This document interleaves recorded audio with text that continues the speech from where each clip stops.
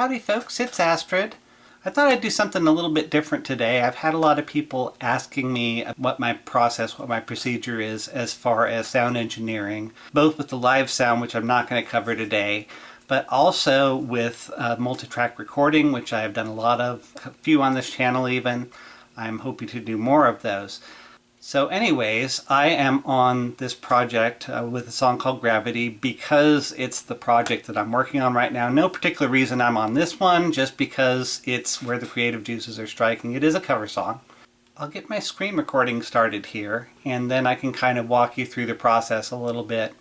Okay, so you'll notice I've changed clothes. I had some problem recording the audio on this bit. It was recording the computer microphone instead of the proper audio. So I am retaking this. So what we're looking at here, this is a song called Gravity, which just happens to be the song that I'm on right now. You'll see that I have two tracks in here. I have instrument one. This is basically a drum machine type of 808 kind of sound that I have in for the softer parts. And then I have the Brooklyn kit here, which is the actual drums. Not actual, they're still virtual, but they're actual sample drums that sound like drums. So you'll see what I have here is a click track on a clave here. I'm starting it a few measures in because I'm going to probably be syncing video later. So that will help me to actually get in the right place for filming. But in any case, so what we've got here, this is the clave into the drum machine part.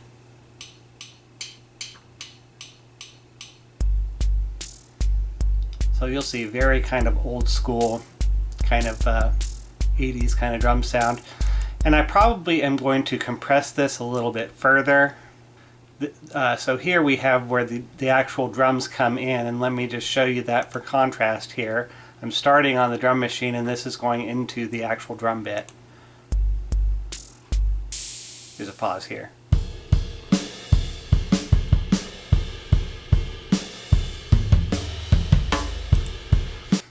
Okay, so I've got, the drums are about the right volume. I actually want to turn this drum machine down a little bit, so I'm going to try taking it down to, we'll try about -3 dB, give or take. Let's listen to that. And that's probably too quiet. So then I am going to come in here and I am going to raise this up a little more. We'll put it at 2.7 and see how that sounds. And that is about right. So basically what I am going to do is I'm going to kind of lay these tracks down one at a time. I have some key parts that I haven't decided yet if I'm going to do here or if I'm going to do with my keyboard and feed into the audio interface. I probably will program this because we actually down tune in my band. We tune to D flat, and it'll probably be easier to get the parts in if I'm not having to play them in a flat key on a keyboard, which I'm not a keyboard player. So we'll get a few of those in. I'm planning to get some bass and guitar tracks after that. Now I'm going to be recording those straight, and then I'm going to try reamping them. But we'll get to that when we get to the guitars.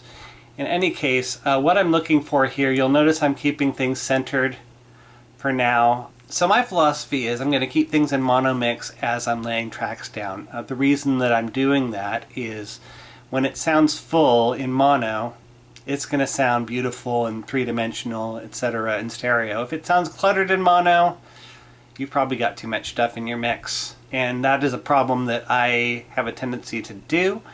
So basically I'm going to keep this all in mono. I may put a few effects on things just so I kind of get a feel for how the song goes. Like when I do the guitars, I will definitely run them through amps so they actually sound like distorted guitars and not just like straight signal out of a humbucker, which is kind of nasty. Okay, so I have put a few more tracks in here, but first I'm going to start with the tracks that I already had. I've decided that I'm going to try to get them close to what they're going to be effect-wise, and still keeping them center panned, because a lot of this song is about the feel. Instrument one, again, is our drum machine here. Now I have put a compressor on there that I'm going to go ahead and open. And I'm going to turn this off for a second just to give you the kind of raw track there. And now I'm going to turn it on. So you'll see it's kind of, it's a lot more gritty, it's a lot more just kind of like one level squished. That's what we're going for with this kind of track. That's why I've got a pretty severe compression ratio and output distortion and whatnot. We basically want this to sound bad. So I am going to go ahead and close this. And I'm going to stop my music. Because by now we are actually, that's good timing. By now we are actually onto our drum part. And you heard a little bit of that, I think. But in any case, so what I've done with the Brooklyn kit here, which is our main drums, is I have added QRS is Quantec Room Simulator. It's a fancy way for saying lots of ambient reverb. So I have this set to kind of a cathedral style setting. I talked about playing around with that. I definitely want it on the drums. So again, let's turn that off. And then let's go ahead and play some without it. And then I'm going to go ahead and I'm going to add that back in. So again, very different. The kit wasn't exactly dry sounding before, but now it is very wet sounding. It's almost to the point where it's too wet. If this was on another recording, I would probably use a shorter reverb, but this is what I'm going for with this recording. So next instrument I have here is the double bass, which I have in the beginning doing a very percussive bass line. And then I also have it at the end chorus. I'm basically kind of bringing everything in there to make it big. But so what I've got on this one, this is actually a filter that I'm using. So I'm going to turn that off right now, just so you can kind of hear the raw bass tone. And this is what that sounds like.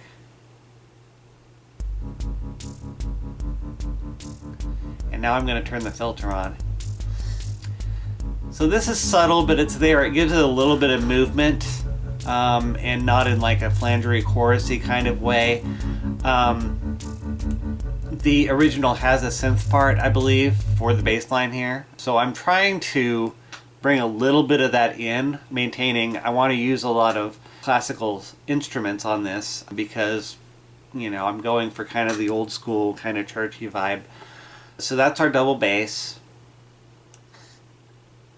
Then moving forward in our bridge, our last part here comes in. This is our string ensemble, which I basically set up to kind of simulate like two violins or a violin and a viola. I'm not an orchestra expert, but they're two fairly high strings to contrast the low ones.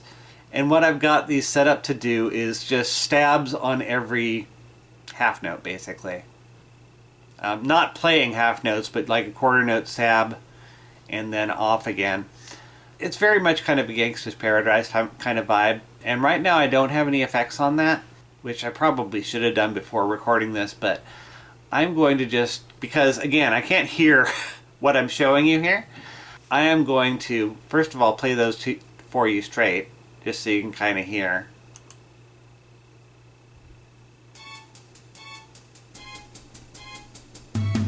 So yeah, that's the straight. Now I'm going to go, and this is kind of a good tutorial for getting into your effects anyways. So I'm going to hit where it says audio effects here, making sure I have the right track selected. That will be the lighter gray one. So I'll hit my audio effects, and what I want to put on here, I want to do a reverb, I think. And I think I'm going to do the room simulator probably at a lower setting.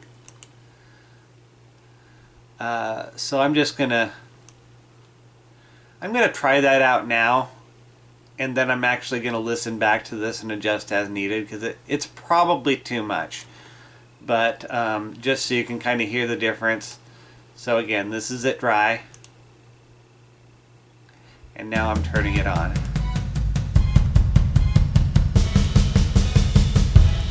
So yeah, that's the effects that I have on everything. Let me go ahead and show you a little of that last chorus because it brings everything that I have together here. I've also adjusted, there is a shorter measure in here that I've added. I've taken some out of either side because a break happens and it's not exactly on a 4/4 measure. So this is coming from the drum machine part into the last chorus here.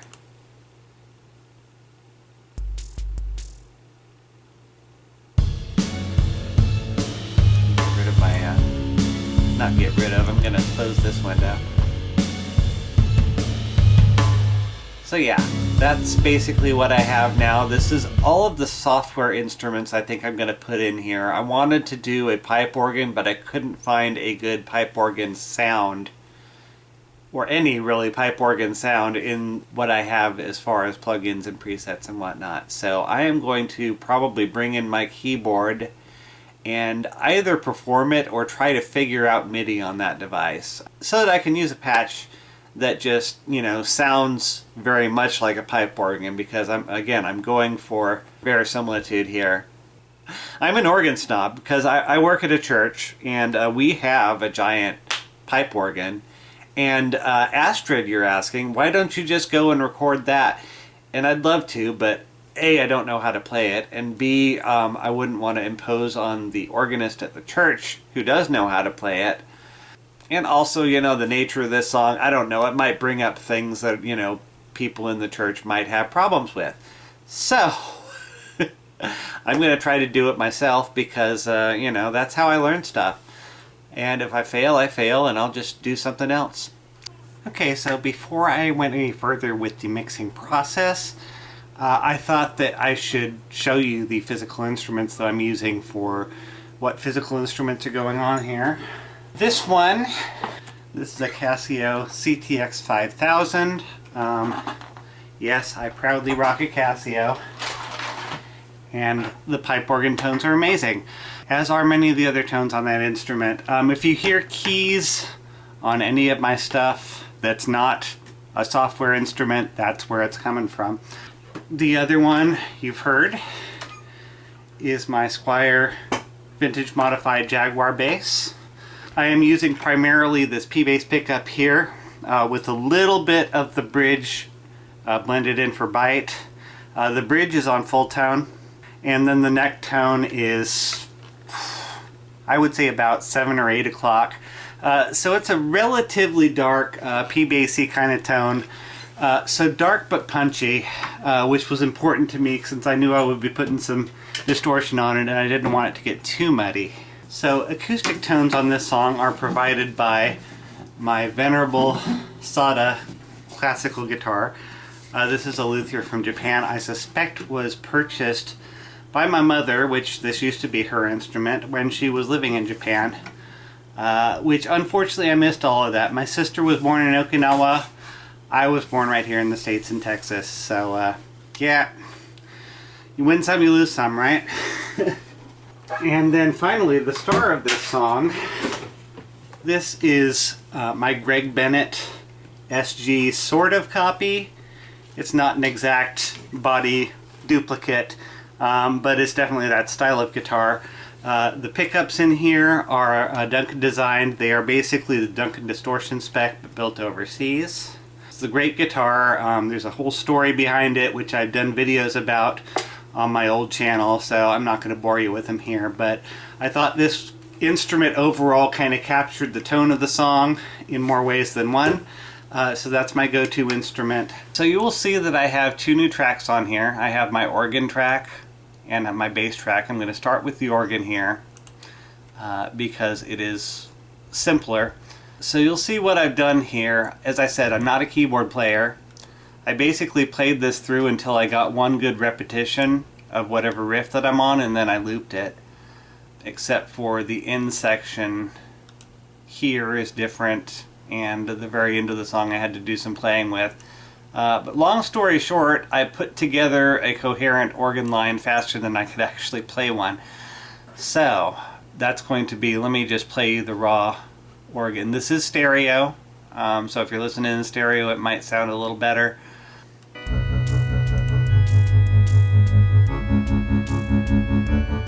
So as you can see, kind of very you know, high church, grandiose kind of organ sound. Picture like a glass cathedral kind of sound is kind of what I'm going for. And then to make that even a little bit bigger, I've added my Quantec Room Simulator, which is a big heavy reverb. And I'm actually using the same setting on this reverb on all the tracks I'm using it on, which is very uncommon for me. Usually I like to mix reverbs around, but in this case I'm going for kind of consistency in that big church sound, except for the tracks that don't have reverb at all, and we'll get to that in a second. But just so you can kind of hear the largeness of that, I'm going to play you where the organ cuts off here. So yeah, that's a pretty massive sound. Obviously I'm going to be mixing it down quite a bit. The temptation with an organ tone like this is to make it really upfront and present, and it could just overpower everything else in the mix. I will show you the end once we're done with both of these tracks, but let me go ahead and first solo the bass here. And that doesn't come in until this organ cuts off for the first time, actually. But so I'm going to go to my bass track here, and you'll notice I have a bit more going on this. So first thing I'm going to do is just turn this all off, and I'm going to let you listen to it one by one. So let me play you a little bit of the raw bass track here.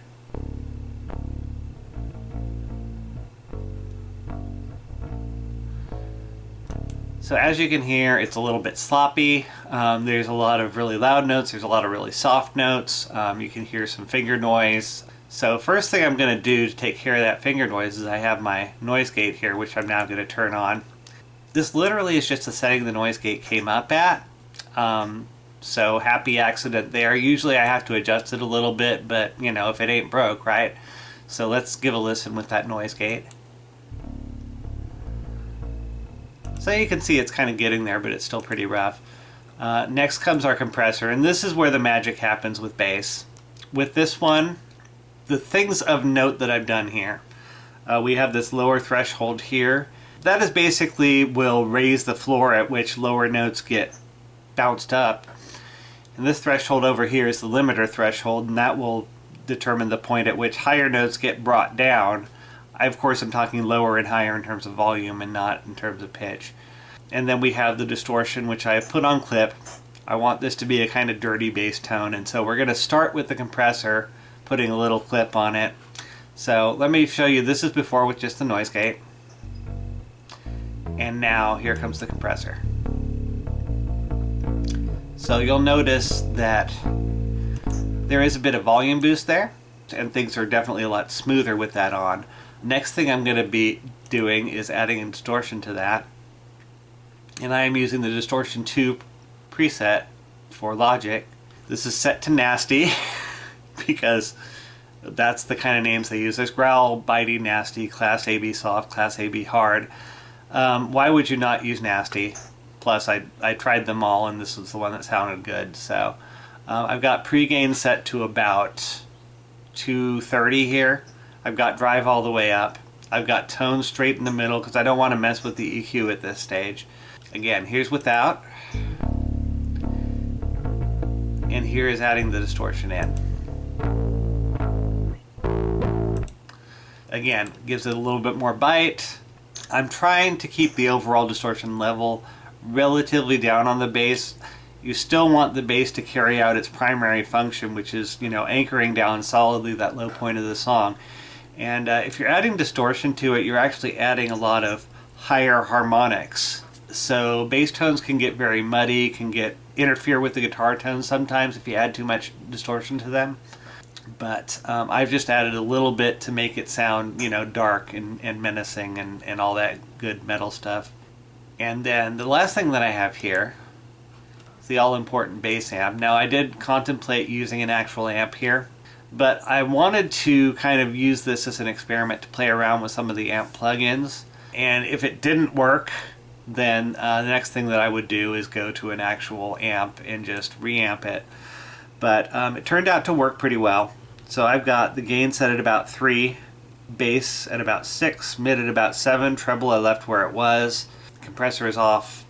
I've got these switches do a bunch of stuff, low, high, 1, 2, 3, I'm not sure what that does, but I picked what the setting that sounded best was. I went with the soft setting over here, and I went with a bright setting over on the other side. Then up here we've got our graphic EQ, and I'm not sure why this amp has both, but it does. So we've got, again, kind of a bump in the bass frequencies and the mid frequencies, and I brought the treble down a little bit. Again, just to kind of solidify it into that bass groove and keep it from interfering with the guitars too much, and with all the orchestral stuff that I have going on as well. Let me go ahead and move this down to where I can see my other stuff. I've got still a good amount of bass track left. Okay, so this is going to be the bass without the amp, but with all the other plugins, just preamp. And now I'm going to kick the amp on. And that is our final bass tone. So you can hear it's done quite a bit of difference in post on that. And then let me just show you kind of the mix so far. Let me pull up, oh, yeah, that's about the place I want to jump in there. This is kind of falling in the middle of a measure, so it might sound kind of funky, but I've got a rough mix going here.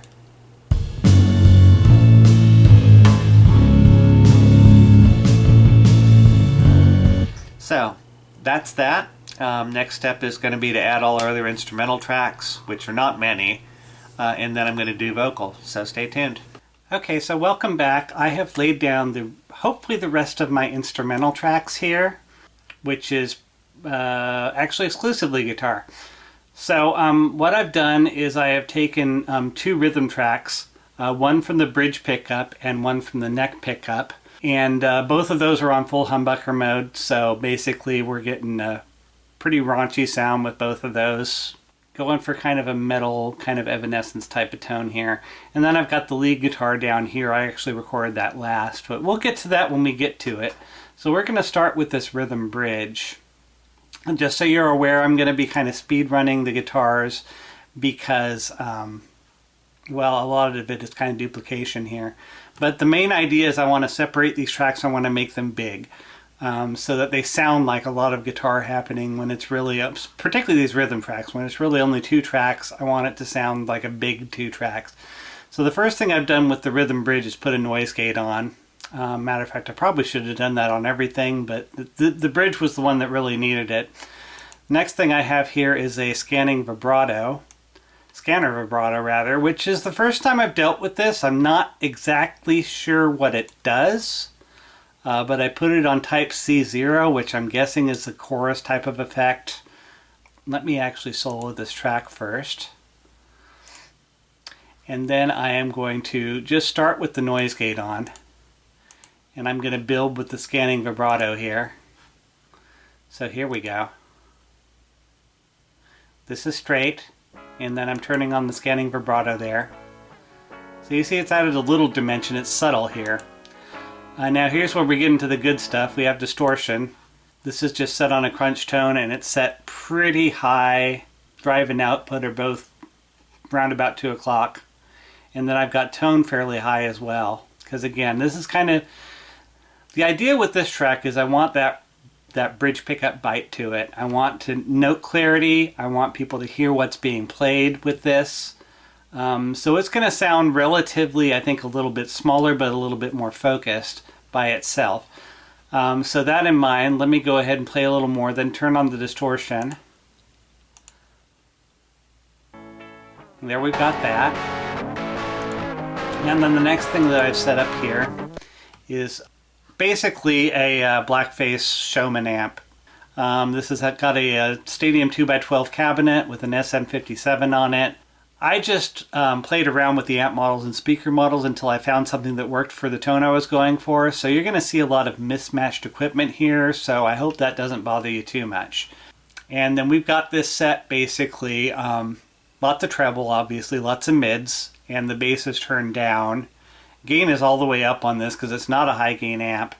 And then presence is all the way up. So again, that will help with that biting tone that we're going for. So let me close this out, and then we'll go ahead and show you the before and after on that. So this is with the noise gate, scanning vibrato, and distortion. Now I'm going to kick the amp on. So that's our rhythm tone. bridge. That's our rhythm bridge tone, rather. Now we're going to the neck. We've got the noise gate again. Ensemble is a essentially ensemble chorus. It's a bunch of different, in this case, 8 different chorus voices running at once. Again, the idea is that it's a kind of narrow chorus, but there's a lot of stuff going. We want this to basically sound like track doubling almost. And then for the amp here, I have a vintage British head that no one knows what they're talking about here. So the gain is up pretty high on this one. Bass and treble are both up pretty high on this one. And then the mid's right about in the middle. I've got a decent amount of presence. I have some reverb running on this. I think I had some reverb on the other one as well. And then I've got the brown panel 1x15 is the speaker cabinet. So this is essentially a Marshall head going through a 1x15 cabinet, which is not used very often, mainly because of what I want it for here.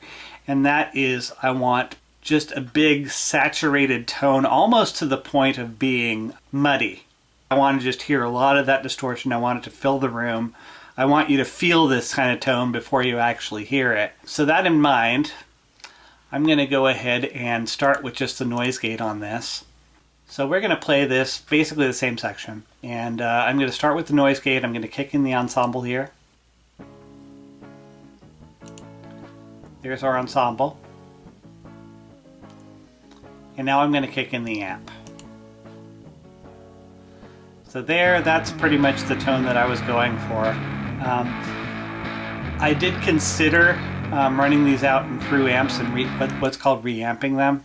I decided to see what I could do with the software plugins, and I decided that I had a good enough tone without trying to plug into a separate amp, so I was going to just stick with that. Now the last electric guitar, I'm going to hit this first because we're kind of on the subject. So this is our lead guitar, which is a bridge pickup on the same guitar, but the amping situation is quite different. First of all, we got a compressor going. This is more or less like I had on the bass, but not as extreme. This is also the studio VCA as opposed to, I think the classic VCA is what I use for the bass. And then I've got a modulated delay on this one. Because again, this is a different tone that makes it sound big. What a modulated delay does is it takes your straight tone, is your straight tone. I mean, your dry tone is absolutely dry. It doesn't have any modulation on it. And then all the delays afterwards are going to have the modulation. So I've got the LFOs set a little bit asymmetrically and unlinked here. I've got my mod volume at 57%. I've got my output mix at 39%. So this is kind of a subtle effect, but it's there. It'll give it just a little bit of kind of warble, a little bit of kind of a vocal quality to it. And so let me go ahead and kick those in one by one, starting with the compressor. We're going to kick on the compressor, then our modulated delay, and then our distortion, and then lastly, let me skip to where there's actual lead again.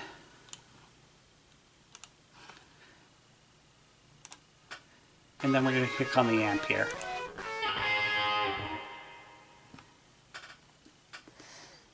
And then this is the full lead tone we're dealing with. So, alright, so that is our electric guitar tracks. The next thing that we have here is a classical guitar, and I'm not positive that I'm keeping this, but I thought it was kind of a fun thing to put in since the character in the show that actually sings this is called Lute, and I do not own a lute. I hopefully am going to change that sometime in the future, but right now the closest I have is that classical guitar, and so I thought getting a little bit of that classical guitar tone in there, even though it's completely not in the original, might be kind of a good subtle nod of the head, as it were. So what I have on this one, I have a noise gate, I have an expander, and it's not the same modulated delay, but it's the same type of effect. Actually, this is very similar, other than the amount being lower. This is very similar to what I have on the lead guitar. And then the expander, what that does is it's kind of like a compressor, but it's more subtle. It just kind of, it expands the sound. It's very aptly named, and I'm not sure exactly what's going on here, other than it has something to do with compression. But I have the gain at about +2 decibels. I have the auto gain at on. So anyways, let's go ahead and start with that noise gate engaged. I put that in to help a little with the breathing noise. I don't think that it did. I think to get it set high enough to where it would take the breathing out, it would be messing with the actual guitar parts. But that was the intent there, so I left it on. If it bothers me later, I can take it out. So you're going to hear breathing in here. When it's mixed in with everything else, you can't hear the breathing, but it's going to be there. So, you know, those of you like myself that are OCD about these kind of things, just take this with a grain of salt. But let me go ahead and play you that with the noise gate alone. I loop this just like I did with the organ, the reason being that it involves a sharp chord on a classical guitar, which is a very wide, completely flat fingerboard that frankly I'm a little out of practice on. So I basically went through and found a good take where I didn't flub any of the notes on that D sharp, and then I just looped that around except for the last repetition, very similar to what I did with the organ on this. So this is just the noise gate. Now I'm going to add the expander. And now I'm going to add the modulated delay. So the goal with this is to keep it pretty clean, but I did want it to give a little bit of that airiness. I thought I'd use an awful lot of that reverb, and so I decided to use the modulated delay just to make it a little bit different from everything else that was going on.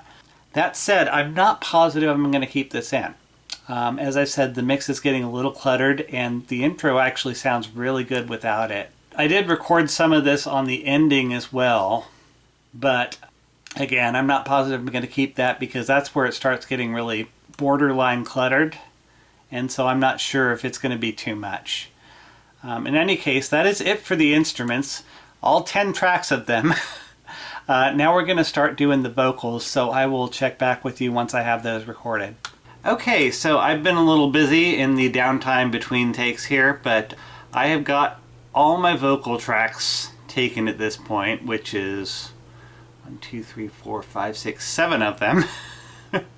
That sounds a little elaborate for what is essentially a one vocal song, but let me walk you through.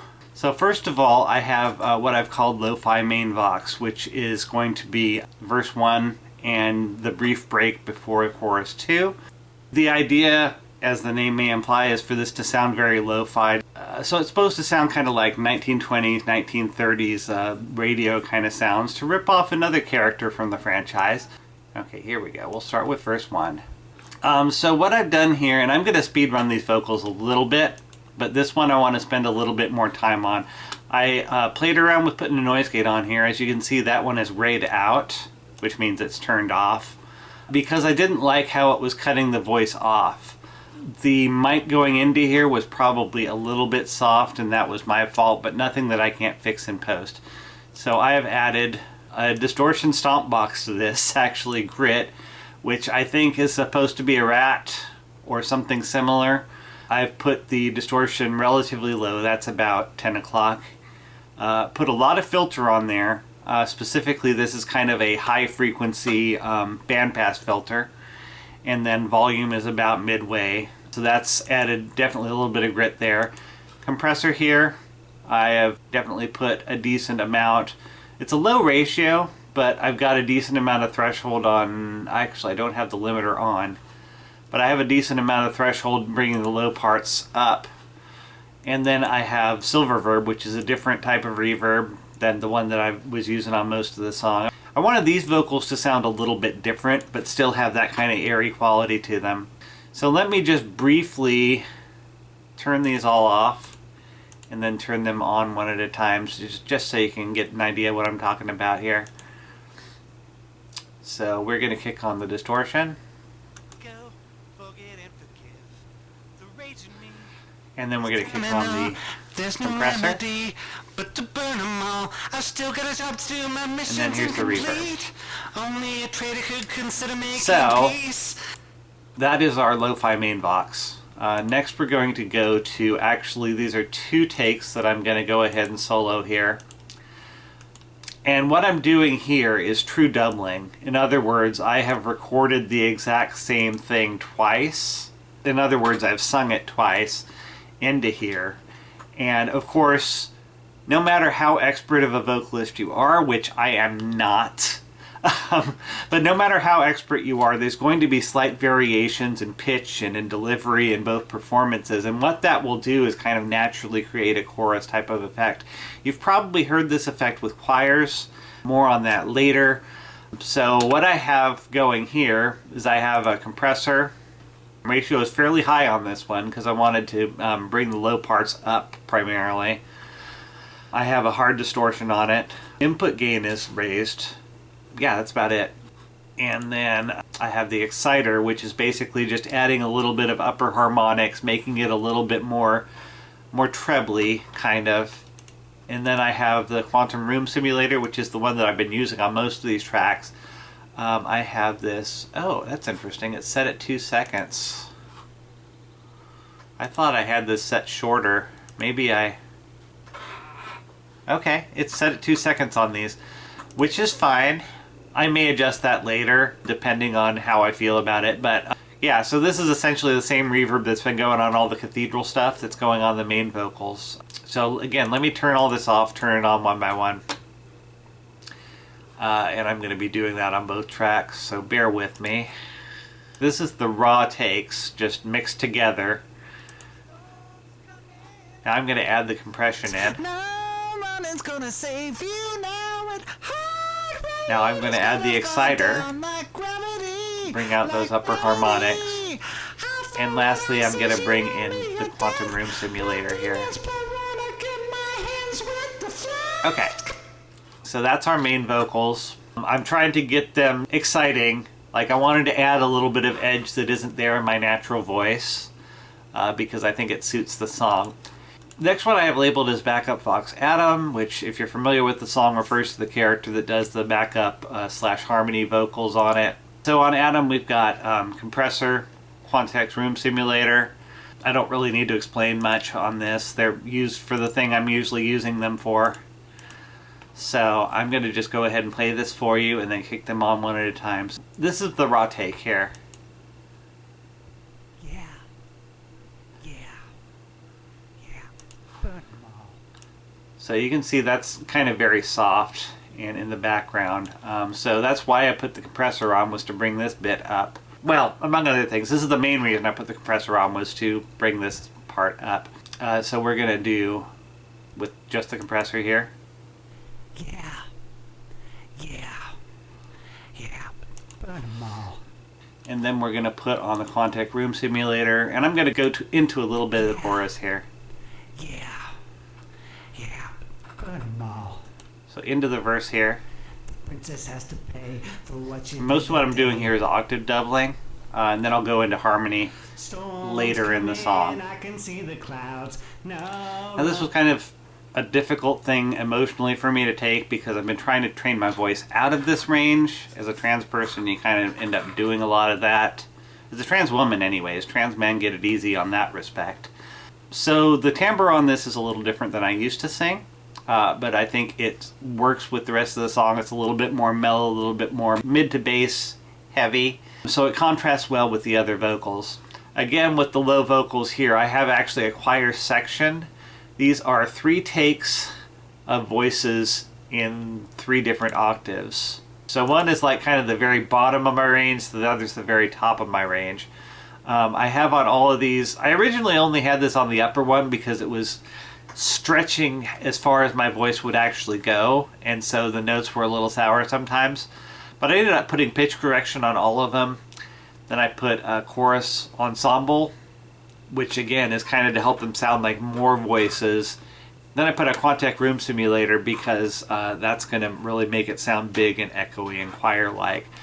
So just to kind of give you an idea, I'll leave the pitch correction on. Oh, I actually didn't put it on the mid vocal. I didn't put the pitch correction on the mid vocal, apparently, but it sounds okay without. So I'm gonna leave it off. All right, so this is with just the pitch correction running. Dominus. And these are, of course, mixed to about the level that I would want them. So let me back that up again. And then we are going to turn on the ensemble, which is going to make it sound a little thicker. This is kind of a subtle effect here. And yes, I'm well aware that I pitch corrected stuff to the exact note just to detune it with the chorus. But there really is a point to that, trust me.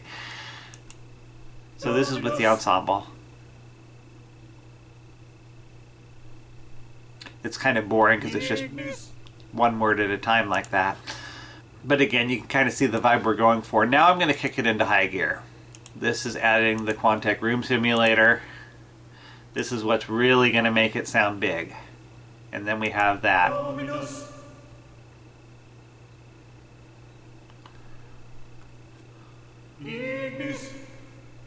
Just to remind you, this is only 3 voices actually recorded here.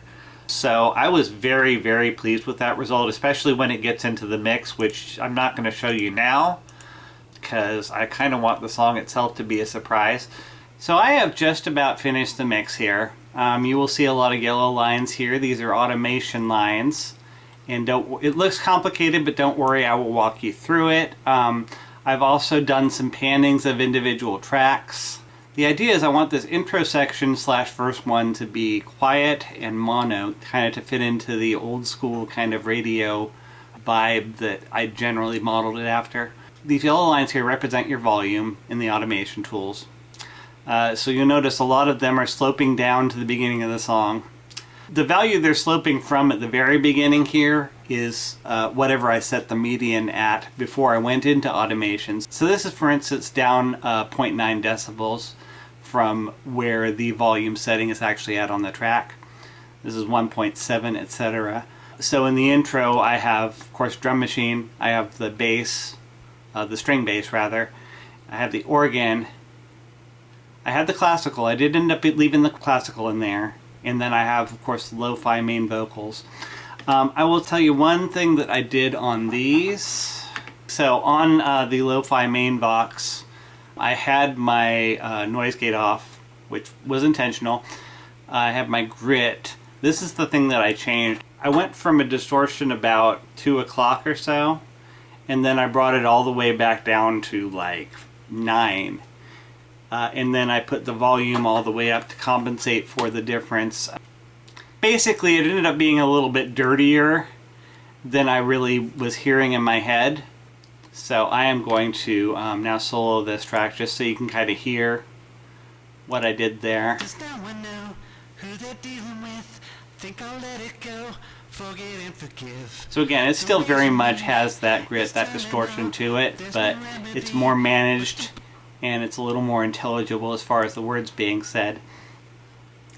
That is really the only thing I changed in terms of effects. Now, as I said, this first section, soft, and then when this first chorus hits, everything not only gets loud, but everything changes. First of all the instruments that are off go on, and all the instruments that are on go off. So it's a very drastic change, and that is intentional. But beyond that, also, at this point right here, is where I have started actually mixing things in stereo. So like I said, up to this point, everything's been mono, and then bringing the new tracks in, I've got our bass, for instance. I've got panned -8 to the left. These are not drastic changes, but they are significant. They're enough to make it sound three-dimensional. A mistake a lot of people use is to over-pan things. And if the effect you're going for is like a ping pong or just, you know, an old school recording, like you got your vocals on your left, your drums on your right kind of thing, then yeah, knock yourself out. But if what you're going for is a live, natural type of sound, you're not going to get that kind of panning in nature. So again, I panned this one at -15. That's rhythm guitar bridge.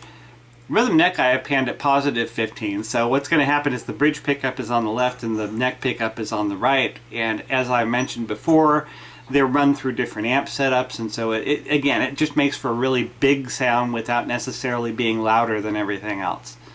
Classical, of course, is off. You'll notice I've put these endpoints on automation too, so that it doesn't just constantly slope up through the beginning section. It stays at a constant level. Main vocals, of course, come in. I've got those panned. This main Vox 1, which is actually the quieter of the two, at positive 11. Main box 2, which is the louder of the two, I've got at negative 11. So again, main voice is coming from both sides, but a little bit more to the left than to the right.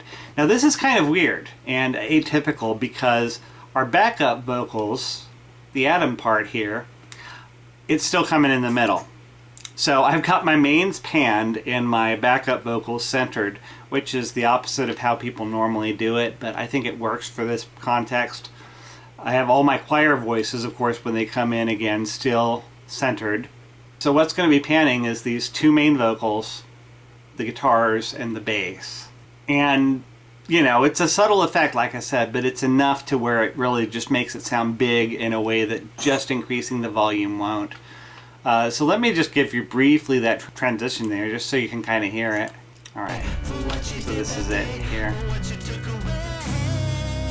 Storms coming, I can see the clouds. No one's gonna see.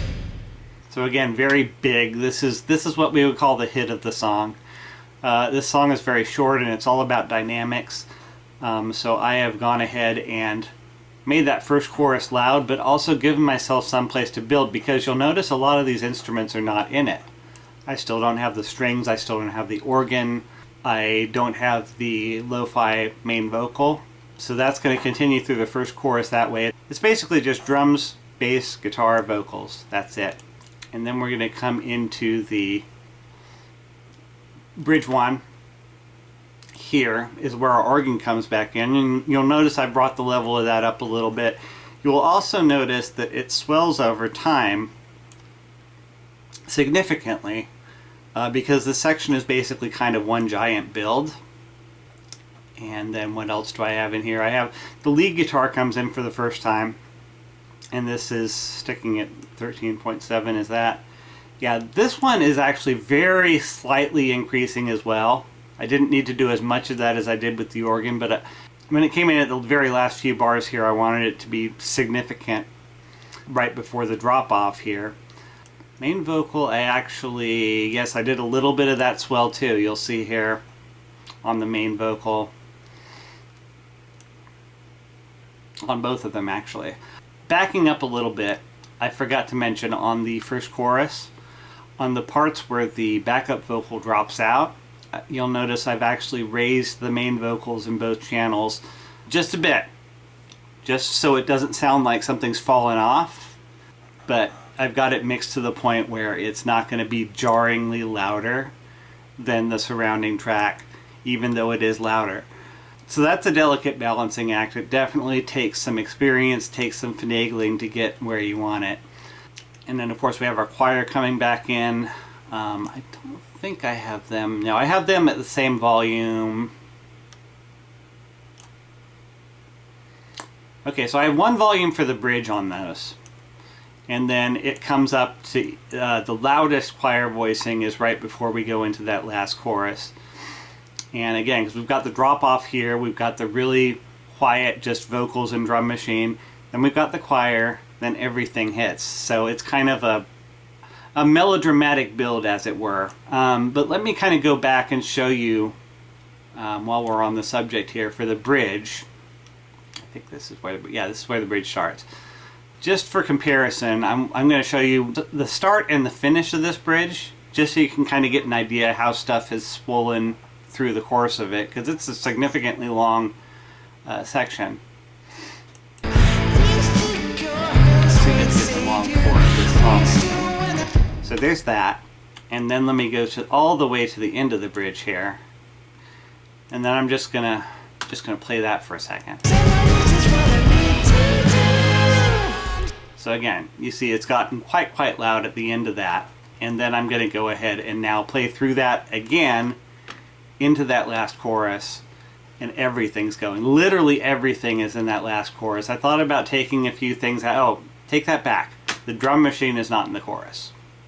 However, everything else, I've got the double bass here, I've got the string ensemble playing the stabs, I've got the organ at the loudest it's ever been, I've got even the classical is coming back in here.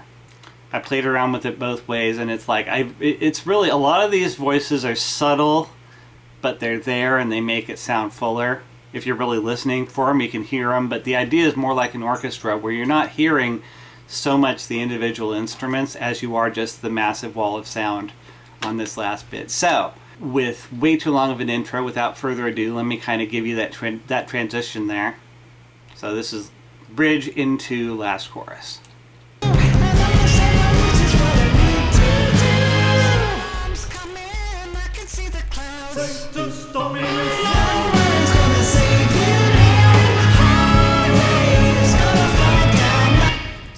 So that is what I have done. This is a good mix. I've been sitting on this overnight, and I'm going to sit on it a little bit longer, maybe make some minor tweaks to it. I do like to give it some time because the initial impression when you're mixing something for the first time is either you're going to think it's great and nothing is wrong with it and this is the one, or you're going to think this is kind of bad and I need to fix it but I don't know how. Both of those impressions are probably incorrect. It's probably somewhere more in the middle, and it may or may not need to be tweaked. You may be able to make it better, you may not be able to make it better. It depends on your source material, it depends on your skill level. But what I like to do is give it at least a week, kind of come back to it, listen to it on my headphones, listen to it on my TV speakers, listen to it on my laptop speakers, just to get a variety of devices, see how it sounds in various places. Particularly with the stereo stuff, you want to use headphones when you're mixing because you won't get the full effect off of just two speakers in a room unless they're really far apart from each other, which I do not have set up currently like that. So I hope you've enjoyed this little overview, this little walkthrough of my mixing process. I hope it's been informative. For those of you who stuck around to the end of the video, first of all, thank you. The algorithm loves you, I love you, and the universe loves you. Second of all, those of you that are still watching, I will have this song out on SoundCloud. By the time this video drops, I will put a link to it down below, just as a special bonus to you for watching to the end, or for being subscribed to my SoundCloud already, in which case, good on you, you didn't even need this. But that will be up there. I plan to actually release the video in October because it's thematic, but I will have a few other projects going in the meantime. In any case, I've been Astrid Lenore. You've been wonderful. Stay that way. Also stay beautiful.